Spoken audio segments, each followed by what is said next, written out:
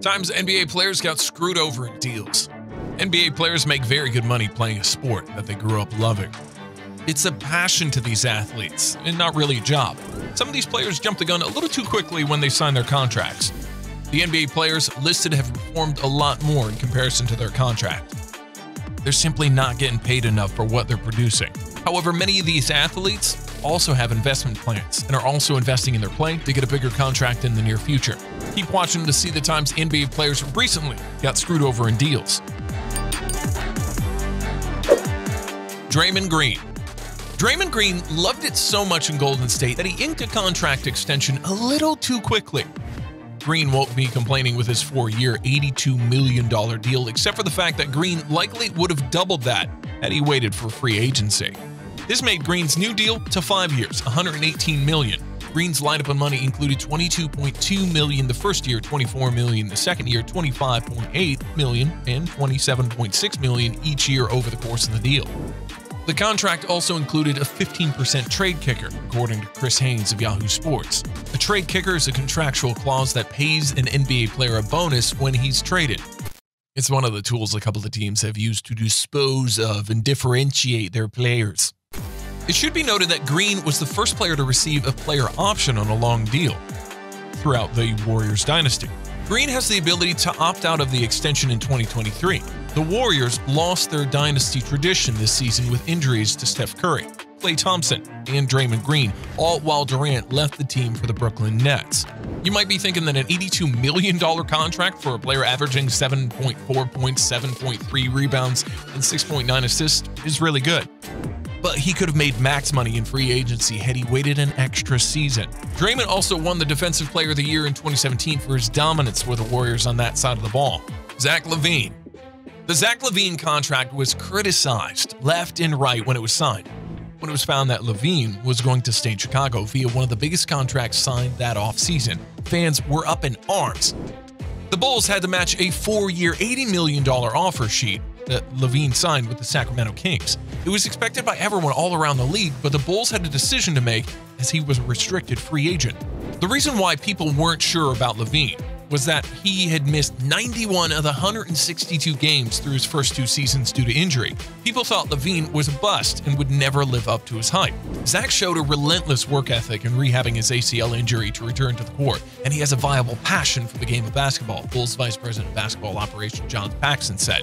We know that those attributes, along with his own skill, will make him an impact player in the league for years to come. We're thrilled to keep Zach on this Bulls team moving forward.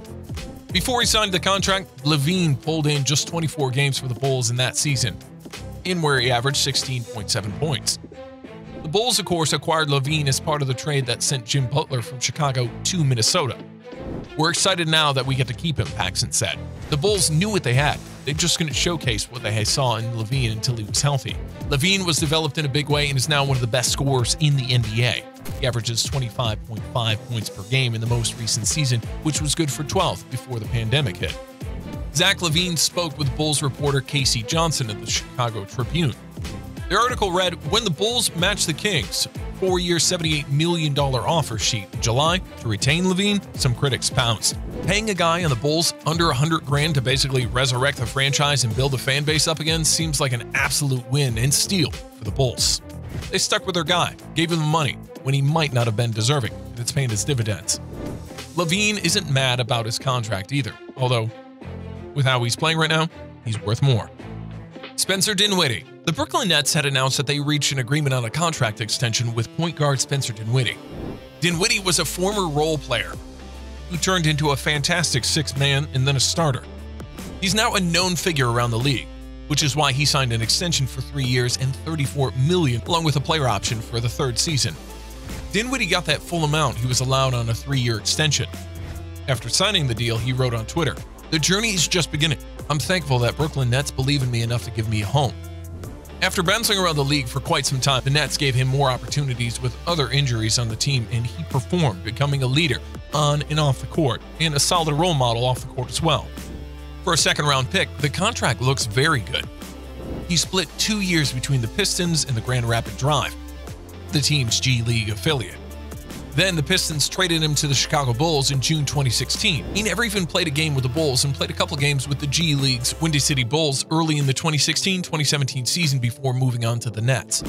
In the first couple of seasons, he was averaging 11.5 points, 5.1 assists, and 2.9 rebounds when he signed the contract. Early, he talked about wanting to stay with the Nets and being in the organization in the future. He was asked about a contract extension and replied, "Oh, I mean, I'd love to have one," Dinwiddie said. "I'd love to be here. This organization has shown me hospitality and given me an opportunity like I haven't had in the NBA before. So I'm definitely indebted to them. And if they decide to sign me, I'd be one of the happiest players in the league." In the 2019-2020 season, Dinwiddie averaged 20.6 points, 6.5 assists, and 3.5 rebounds per game before the pandemic hit. The Nets will likely to continue to fight for a payoff spot without Kyrie Irving. Dinwiddie will likely be the guy to help the Nets make the playoffs. If he can do that, he'll look like a $100 million player. Instead, he's under contract now for less than $35 million. However, Dinwiddie had some other thoughts for his money. He was looking to convert his 3-year, $34.4 million deal into a digital investment. However, the NBA would not allow Dinwiddie to convert the $34.4 million contract extension into a digital investment, per Mark Stein of the New York Times. The NBA told Stein that the, quote, "described arrangement is prohibited in league rules and that the CBA states no player shall assign or otherwise transfer to any third party his rights to receive compensation from the team under his uniform player contract." Shams Charania of Stadium and The Athletic explained what Dinwiddie was looking to do. Quote, "The project will be backed up by Dinwiddie's 3-year deal, $34.36 million contract extension, and it will bring him to an upfront lump payment. The project will be backed by Dinwiddie's 3-year, $34.36 million contract extension, and will bring him an upfront lump payment. In a secure investment vehicle such as this one, the borrower gives upfront future income in return for a smaller lump sum payment. But the borrower, in this case Dinwiddie, then has more money to immediately invest than he otherwise would.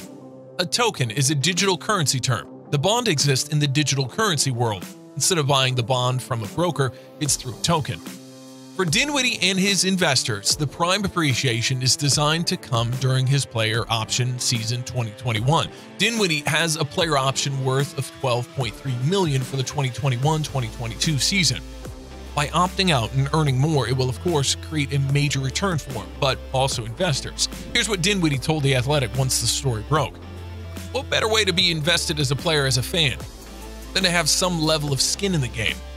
With the way mine works, if I play well in that player option year, and we split the profits up the first year of my new deal, it greatly appreciates the return on his investment vehicle.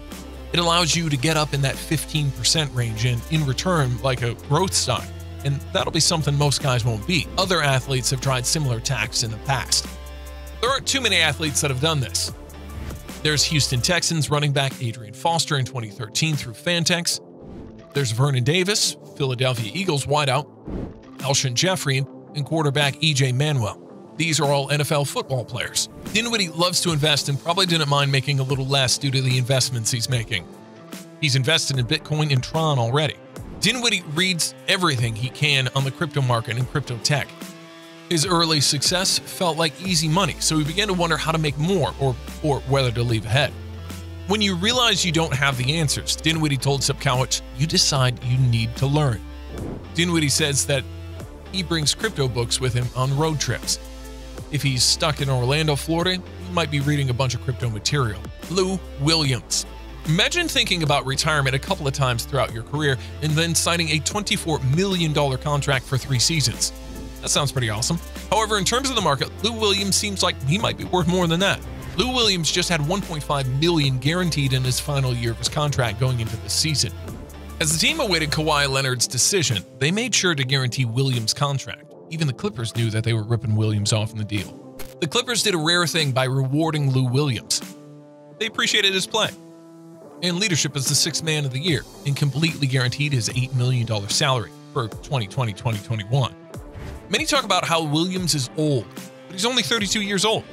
In the final year of the 3-year deal, only $1.5 million was guaranteed out of the $8 million. Williams performed for the Clippers, so instead of being sneaky and stupid, the Clippers didn't even talk negotiations and just decided to reward him. Obviously, teams don't fully guarantee a season's salary, especially as early as they did.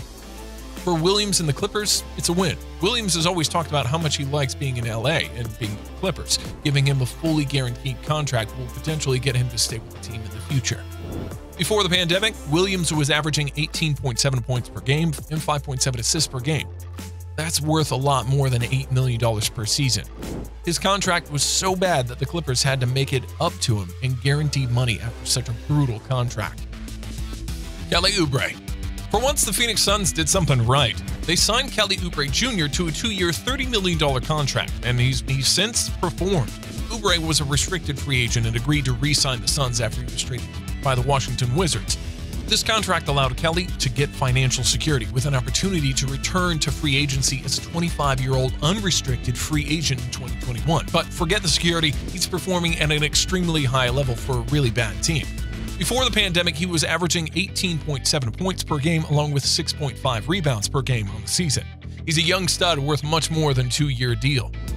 Before this, the Suns extended a qualifying offer to Oubre on June 26 last year. Oubre averaged 20.2 points, 5.7 rebounds, and 2.1 steals in 12 games after the Suns named him the starter after the All-Star break last season, with a couple of wins over the Milwaukee Bucks and Golden State Warriors. His best game was the final game of the last season, where he dropped 32 points on 12 of 25 shooting in a 138-136 win over the New Orleans Pelicans. The team that finished 6-6 to end the season went 13-57. That's how well Oubre played to finish up last season. The Suns smelled a breakthrough, but Oubre just wanted to make sure he would be able to get max money in the future. If he plays well enough next season, he could be looking at crazy money. He just needs to stay healthy, which is something he's struggled with in his career. We've seen that better spacing has helped him get to the rim more often with the Suns. He's a big scoring threat and really can beat you up in a lot of ways. He's a beast in transition, and he can run the pick and rolls along with getting open without the ball. If he can start hitting threes more consistently, Oubre has the chance to be a star wherever he goes. It would be interesting to see if he stays with the Suns when he hits free agency. The Suns continue to build their team with young and intriguing prospects like Devin Booker and DeAndre Ayton. Yet the team still isn't performing to the level that they should be right now. Is Oubre going to fit this team going forward, or will the Suns move on from a young, talented stud like him? Many teams can benefit from Oubre, and he has the same type of skill that Zach LaVine showcases. It's possible that he can turn into what Zach LaVine is, or it's all possible he'll never turn out into much of anything. Either way, he's earning a lot less in comparison to what he's been producing on the court.